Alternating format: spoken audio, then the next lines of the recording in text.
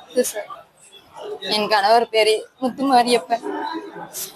போன மாசம் 6ஆம் தேதி 2ஆம் மாசம் 2026 டெய்லர் லாரி கவுண்டு கடல்ல உள்ள விழுந்துட்டாங்க.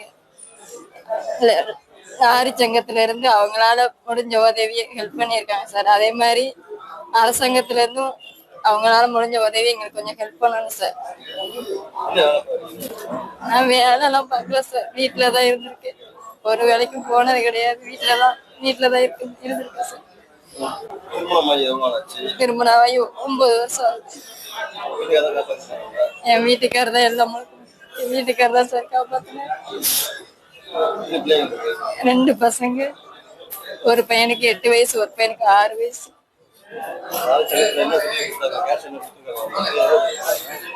லாரி சங்கத்துல இருந்து அவங்களால முடிஞ்ச உதவியை ஹெல்ப் பண்ணியிருக்காங்க. அதே மாதிரி அரசாங்கத்துல இருந்தும் அவங்களால முடிஞ்சது எங்களுக்கு கொஞ்சம் ஹெல்ப் பண்ணாங்கன்னா கொஞ்சம் நல்லா இருக்கும். 2 பசங்க இருக்காங்க சார், அவங்கள வளர்க்கணும். அவங்களால முடிஞ்சது ஏதாவது எங்களுக்கு கொஞ்சம் ஹெல்ப் பண்ணணும். அரசாங்கத்துல கணவரால் கைவிடப்பட்ட எங்களை மாதிரி உள்ளவங்களுக்கு கொஞ்சம் வேலை அவங்களால இது பண்ணி வேலை போட்டு கொடுக்கணும் சார். அது மாதிரி எல்லாத்துக்கும் என்னை மாதிரி பொண்ணுங்க இருப்பாங்க, அவங்களுக்கும் வேலை போட்டு கொடுக்கணும். எனக்கும் வேலை போட்டு அவங்களால இது பண்ணி கொடுக்கணும் சார். அவங்களால முடிஞ்ச உதவியை எங்களுக்கு பண்ணணும் சார். எங்களுக்கு யாரும் கிடையாது, நாங்க ஆதரவிட்டு போனோம். எங்க கணவர் எல்லாமே, அத்தை எல்லாரும் இருக்காங்க, இருந்தாலும் அவங்க இருந்த மாதிரி இல்லை சார். அதனால அவங்களால அரசாங்கத்தால எங்களுக்கு ஏதாவது ஒண்ணு செய்யணும். கண்டிப்பா வேலையோ பண உதவினாலும் எதுனாலும் ஒண்ணு கண்டிப்பா எங்களுக்கு செய்யணும் சார். ஏன்னா 2 பசங்க இருக்காங்க, அவங்கள நாங்க வளர்க்கணும். அப்படிங்கிற கண்டிப்பா அரசாங்கத்தால எங்களுக்கு உதவி பண்ணணும். தூத்துக்குடி மாவட்டத்தை சேர்ந்த முத்துமாரியப்பன் எதிர்பாராத விதமாக கடலில் விழுந்து எதிர்த்து மரணம் அடைந்தார்.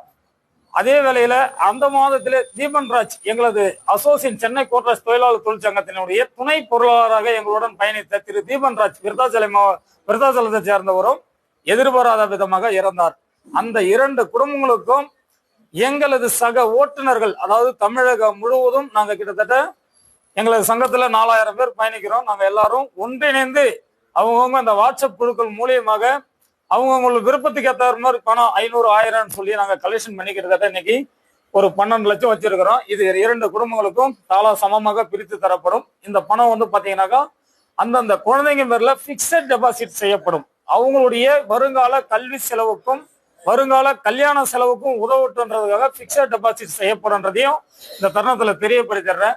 எங்களுக்கு வந்து பாத்தீங்கன்னாக்கா இந்த தமிழக அரசு இந்த இடைப்பட்ட காலங்கள்ல நாங்க ஏற்பட்ட காலத்துல இருந்து நான் பாக்குறேன், வெறும் ஹார்ட் அட்டாக் தான் அதிக அளவுல வருதுங்க.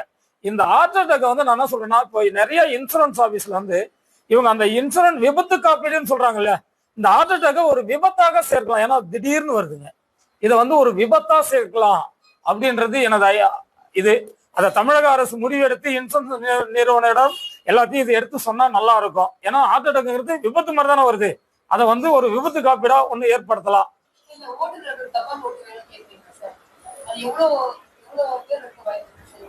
தபால் ஓட்டுங்களா?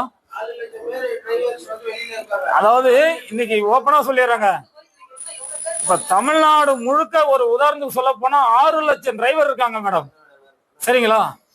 6 லட்சம் டிரைவர் இருக்காங்க. இந்த 6 லட்சம் டிரைவர்ல 1% மட்டும்தான் ஓட்டு போட ஊருக்கு போவாங்க.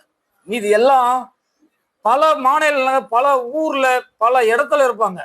ஏன் என்னையே எடுத்துங்க, நான் இவ்வளவு தூரம் பேசுறேன், நானே இந்த ஊர்ல பாத்தீங்கன்னா ஒரு 2 முறை தான் ஓட்டு போட ஊருக்கு போயிருக்கேன். 10 நாள்லாம் சென்னையில தான் இருந்திருக்கேன். அப்ப என்னுடைய வாக்கு, என்னுடைய நிலைமை வீட்டுக்கு போக முடியல. அப்ப என்னோட வாக்கு வீணா போகுது. அப்ப எங்களுக்கு தபால் ஓட்டு உரிமை கொடுத்தால் நாங்க இங்க இருந்தே போட்டோம்னா அது ஒரு எங்களுடைய உரிமையை நாங்க பாதுகாத்துக்கிற மாதிரி ஆகுது இல்ல.